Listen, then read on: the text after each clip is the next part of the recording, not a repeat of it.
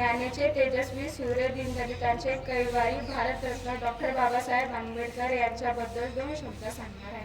सामाजिक, राजकीय, आर्थिक, धार्मिक व पत्रकारिता, कायदा अशा विविध क्षेत्रात ठसा उमटवला. मित्रांनो, डॉक्टर बाबासाहेब आंबेडकर हे सत्याच्या मार्गावर चालणारे खरे मार्गदर्शक होते. जातीभेदाच्या ते विरोधात होते. दीनदलितांचा, गोरगरिबांचा यांच्या अंतरान्वय जीवनाला त्यांनी प्रज्ञेचा संदेश दिला. डॉक्टर बाबासाहेब आंबेडकर आपल्या संविधानाचे शिल्पकार आहे. अशा या महामानवाला माझा कोटी कोटी. तू भारताच्या बोधिसत्व मुख नायका, मोडल्या रूढीच्या परंपरा, दिव्यतेचा तूच सकल न्यायदायका. क्रांती सूर्य तू, शिल्पकार तू, भारताचा बोधिसत्व मुख नायका. मोडल्या रूढीच्या परंपरा, दिव्यतेचा तूच सकल न्यायदायका. जीवन तुझे आम्हास प्रेरणा, दाही दिशा तुझीच गर्जना. गर्जना भीमराया, माझा भीमराया, भारताचा पाया, माझा भीमराया. आणि उद्धार करण्याचं कार्य बाबा जय भीम म्हणते. व धन्यवाद. सर्वांनी माझे शब्द ऐकून घेतले. जय हिंद, जय महाराष्ट्र. आणि मानाचा, अभिमानाचा, स्वाभिमानाचा कडक असा जय भीम करते व इथेच थांबते. धन्यवाद. आदरणीय विचारमंच, माणसाला माणूस म्हणून जगण्याचा अधिकार ज्यांच्यामुळे प्राप्त झाला अशा महामानव, त्याचबरोबर विश्वरत्न कायदे पंडित डॉक्टर बाबासाहेब भीमराव आंबेडकर यांच्या जयंतीनिमित्त आज आपण सर्व इथं उपस्थित झालेलो आहोत. आजच्या विचारमंचावर उपस्थित आजच्या कार्यक्रमाचे अध्यक्ष, शाळेचे माननीय पर्यवेक्षक माननीय श्री मंगेश पाटील सर, माननीय मुख्याध्यापक श्री अनिल पाटील सर, माझ्या भगिनी वाहुळकर मॅडम, उपस्थित सर्व शिक्षक बंधू भगिनी आणि माझे लाडक्या विद्यार्थी मित्रांनो, आणि या महामानवाचे जे उपकार आहेत, आज आपण म्हणतो डॉक्टर बाबासाहेब आंबेडकर, पण या डॉक्टर बाबासाहेब आंबेडकरांच्या कार्याच्या मागे जे काही समाज सुधारक होते, जे काही महामानव होते, जे काही क्रांतीसूर्य होते, त्यांच्यामध्ये महात्मा फुलेंचं नाव घ्यावं लागेल. जी महाराष्ट्राची जी सामाजिक स्थिती होती, त्या सामाजिक स्थितीकडे जर आपण बघितलं, आपण सर्व इतिहासाचे तज्ञ आहात, आपण इतिहास वाचतो आणि आपण सर्व इतिहासाचे विद्यार्थी आहोत. हा इतिहास ज्यावेळेस आपण जाणून घेण्याचा प्रयत्न करतो, तर ज्यावेळेस आपण खोलवर वाचन करायला जातो, त्यावेळेस आपल्या लक्षात येतं की आमची महाराष्ट्र भूमी कशी होती. एका छोट्याच्या पुस्तकावर आधारित असलेली आमची समाज रचना होती. मनुस्मृती नावाचं छोटंसं पुस्तक, त्या पुस्तकामध्ये जसं सांगितलंय तसंच लोकांनी वागायचं अशी सक्ती आमच्यावरती केली गेली होती. जो काही उच्चवर्णीय होता त्यांनी सांगायचं आणि सर्वांनी मात्र डोळे बंद करून कोणताही प्रश्न न विचारता ते सगळं फॉलो करायचं. अशा प्रकारची समाज रचना ज्यावेळेस महाराष्ट्रामध्ये होती, त्या महाराष्ट्रामध्ये आपण असं म्हणतो की ब्रिटिश आले. ब्रिटिशांनी भारताचं शोषण केलं. हो, शोषणच केलं त्यांनी, पण तेच करत असताना त्यांनी एक नवीन विचार या पिढीला दिला.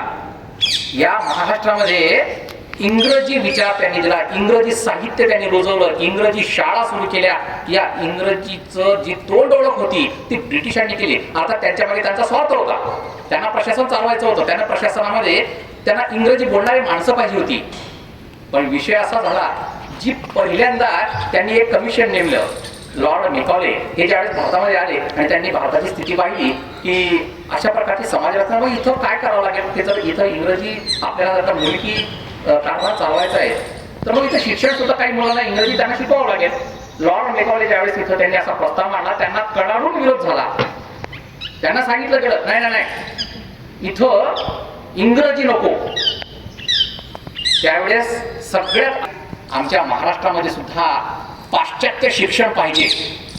का पाहिजे की पाश्चात्यांमध्ये जी जागरूकता आहे ती आमच्या भारतामध्ये नाहीये, आणि पाश्चात्य लोकांमध्ये जी लोकशाही रुजलेली आहे, जे तुम्ही 200 वर्ष आधी तुमच्या देशामध्ये लोकशाही आहे, ती लोकशाही आमच्या भारतात का नको.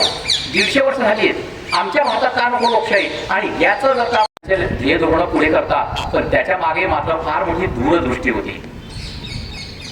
त्यांनी, आपण म्हणतो की त्यांनी फक्त महिलांसाठी काम केलं, पहिली शाळा उभारली. समाजामध्ये रुढलेली ही जी परंपरा होती, ही परंपरा मोडकळीस आणणारा पहिला महापुरुष. लोकांनी त्यांना महात्मा केलं का, की त्यांनी सगळ्यात पहिला विद्रोह केला, म्हणून त्याला क्रांतीसूर्य म्हणतात. आणि याच क्रांतीसूर्याच्या पावलावर पाऊल ठेवून भारतरत्न, विश्वरत्न डॉक्टर बाबासाहेब आंबेडकरांनी जो पाया महात्मा फुलेंनी बांधला, त्या पायावरती संविधानाची मजबूत अशी इमारत, की आजही त्या इमारतीला कोणत्याच प्रकारचा धोका नाही.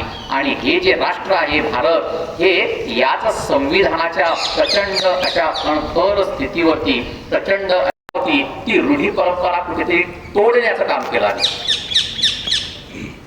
जी काही समाजामध्ये असलेली जी अनिष्ट रूढी आहेत, त्या नष्ट करण्यासाठी जो समाज वर्षानुवर्षे, शतकानुशतके पिचलेला होता, त्यांना कसलीच काही जाणीवच नव्हती, अशा समाजाला जागृत करण्याचं काम बाबासाहेबांनी सुरू केलं.